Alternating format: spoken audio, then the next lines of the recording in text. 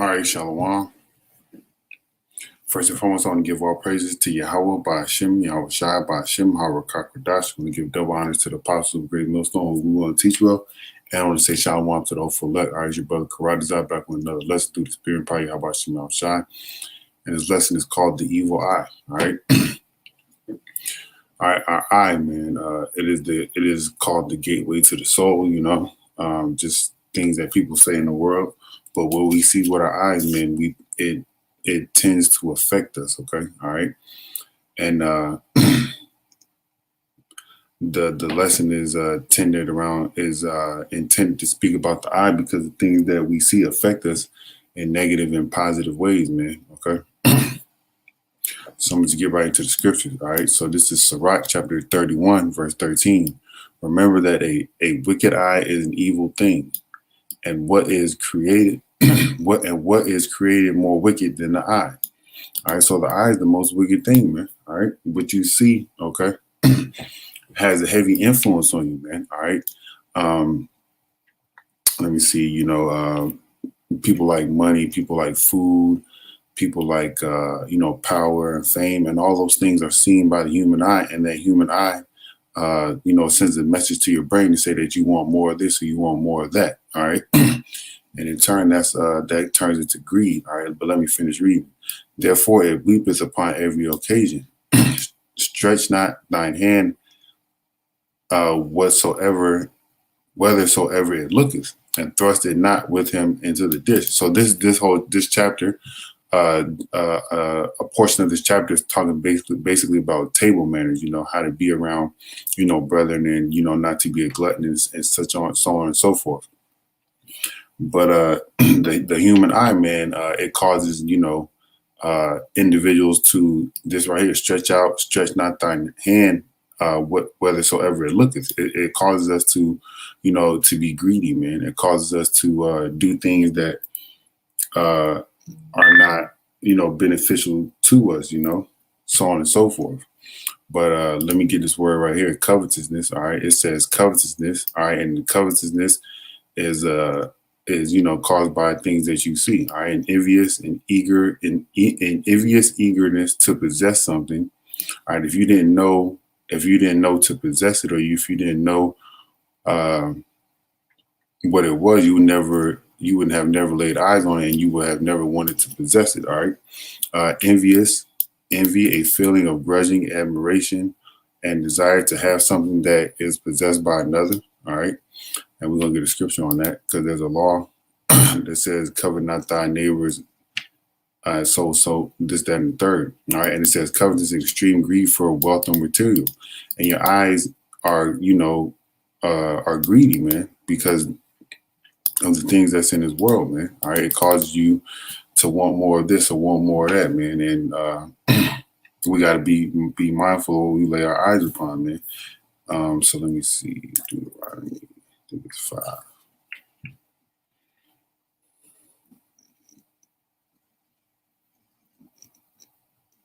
All right, right here. This is Deuteronomy 5:21. It says, neither shalt thou desire thy neighbor's wife, neither shalt thou covet thy neighbor's house, his field, or his manservant, or his maidservant, his ox, or his ass, or anything that is thy neighbor. So this is a law. That's something we are not supposed to do.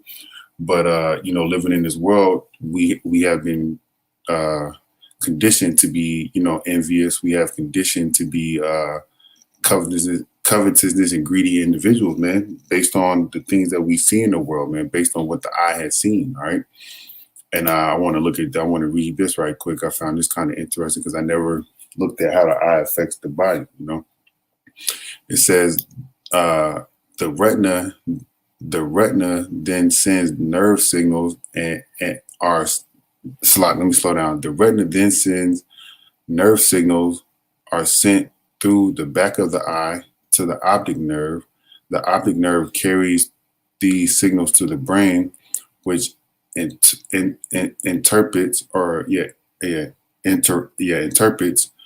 them as visual images. So the things that you see after your eyes have laid eyes, have actually looked at it, your brain interprets it to be something. All right. The portion, that's probably why sometimes people see different things than others, or we see, funny images. One person may see this and another person may see that. It's that the portion of the brain that processes visual input and interprets the messages that the eye sends is called the visual cortex. All right, now let me see that this image has that on here.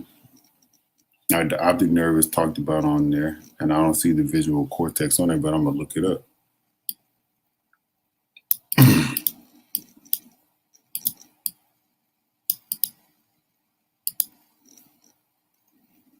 All right, it says the visual cortex is the primary cortical region of the brain that receives, integrates, and processes visual information relayed from the retinas. It is the optical lobe of the primary cerebral cortex, which is the most posterior region of the brain. All right, so back here in the back of your brain, I'm going to assume that's where images are processed in your head, man, and that's what you see. And then the things that we see cause us to be covetous, is like a food, money, of women, or I'm gonna just say the opposite sex, because women, they're greedy for men as well, even though it's not they don't speak on it or it's not known as well known as it is for men to be lusting after a woman, but women do it too. All right, I want to look at this word greed, because greed is fashioned by the eyes as well, man. It says greed, intense and selfish desire for something, especially wealth, power, or food. So like, and wealth, power, and food is seen by the eyes, man. Okay. And your eye will cause you to want these things, man. All right. Your eye will cause you to want these things.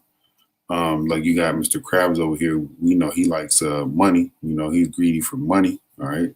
If you ever seen that movie SpongeBob, all right. And I don't know these other things, these other characters, but you got Edomite right here with money, man. Talking he's greedy for money. That's their nature. All right. But anyway, continuing on. So the eye is wicked, man. All right. The eye is wicked. We can go over here to Sirach 37. And 27, it says, "My son, prove thy soul in thy life." So test yourself, man. See what your limits are, man. See what it is that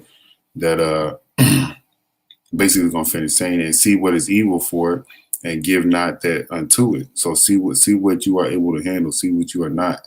That's not beneficial for you, man. Okay, all right.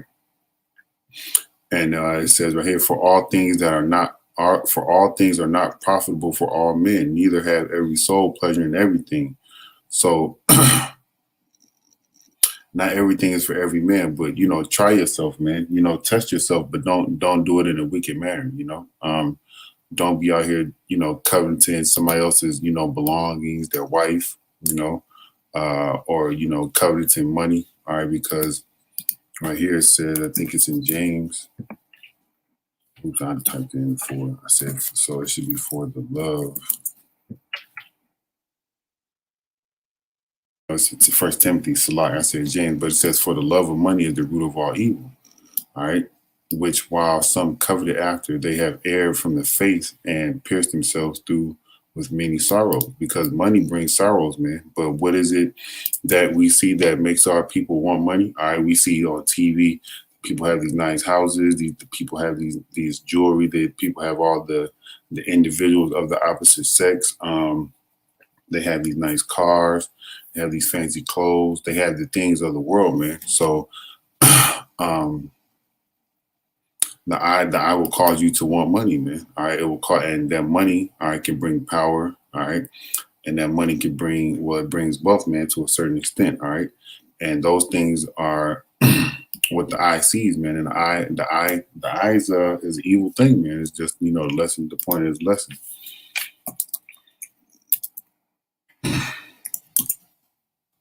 And this is Proverbs 27 and 20. It says, hell and destruction are never full, so the eyes of man are never satisfied. So that's why we got to make sure that we keep our bodies, our minds, ourselves, in subjection. And then once we try something and it's not good for us, or we know it's not meant for us, then we leave that alone. We can't be greedy, especially if we know we like it too much. We gotta try to be temperate, man. All right. Because you see something and your first instinct is like, okay, look, this is what I want. But you should, take your time and look at, like, why do you want this?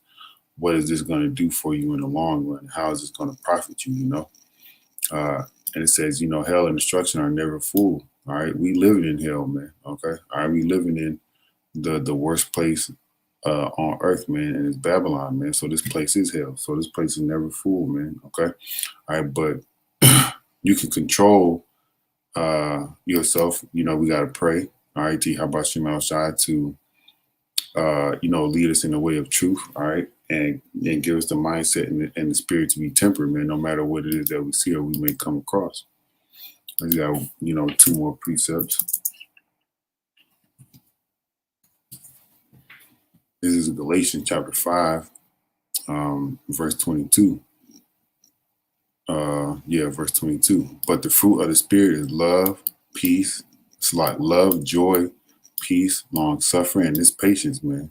And with the eyes, we can see something that we want, and we could lust and we could lust after it and want for it. But if we be patient and tell ourselves, nah, this is not for me, even though I'm looking at it, if we tell ourselves this is not for me, and walk away from it, and if we see it again, it's just a test to be, is a test to see what you're going to do. But be patient, man. Be patient, which is another word for long suffering. All right, gentleness, goodness, faith, meekness, temperance. Okay. Against such there is no law. All right, the word temperance right here. Let's look at that word, because this is what we got to practice, man. Especially the things that we see with our eyes. Strong's G 1466. Ekrateia. Okay. Self-control. All right. Self-control. All right. Because we're going to see something with our eyes, man. It's going to, like, put a heavy desire on us to want that thing that we see. So we got to have self-control. The virtue of one who masters his desires and passions, especially his sensual appetites. Okay. Your eyes are part of your senses, man. Okay. All right. And it's one of your 5 senses, man. And like we had read earlier, man, it sends a message to your brain, and your brain interprets what it sees. And if it's something that you have likened to like, or it's something that you want to grow to like, all right, you'll be you're covered for it. You'll be, you'll always want it. So we gotta learn temperance, all right. Let me get this last precept right quick. This is Luke 21.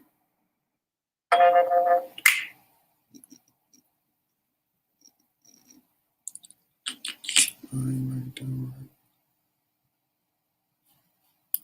ain't writing down right. Beware.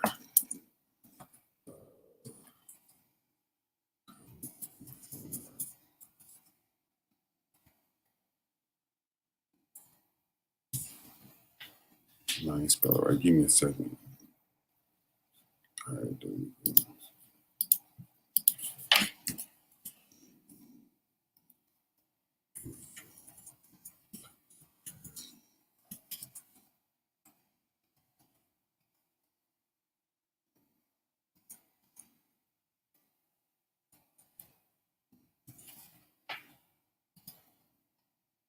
Oh, it's 21, 12 and 15 slot. All right, so this is the Lord speaking, And he said unto them, take heed and beware of covetousness, okay? So be aware, man, of covetousness.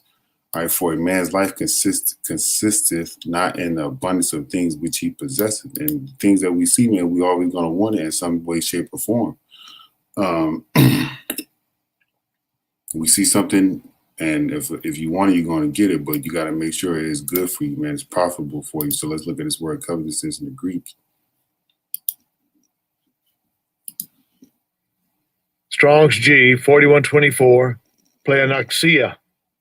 Pleonoxia. All right, the word is greedy. The word is planoxia. All right, and it says greedy, desire to have more. All right, and your eyes will do that to you, man. It will put that spirit on you to want more than what you actually need. All right, it says covetousness, and then it says avarice. Let me look that word up because I don't even know how to say it. Avarice. Avarice, okay? It says extreme greed for wealth or material gain. All right. So the eye is the most evil thing, man. All right. The eye is very evil, man. All right. Let me see where's it at. Let me close out on that and just read it out again. All right, it says, this is Sirach 31 and 13. It says, remember that a wicked eye is an evil thing, and what is created more wicked than the eye. So the eye is the most wicked thing, man. All right, the evil eye, man. Well, will y'all edify? I want to give all praises to Yahweh, by Hashem, Yahweh Shai, by Hashem, Harakakadash. I want to give double honor to the apostle of Great Millstone who want to teach well. And I want to say shalom to the hopeful elect Kwame Yasharal and the Bible Ball. Shalom.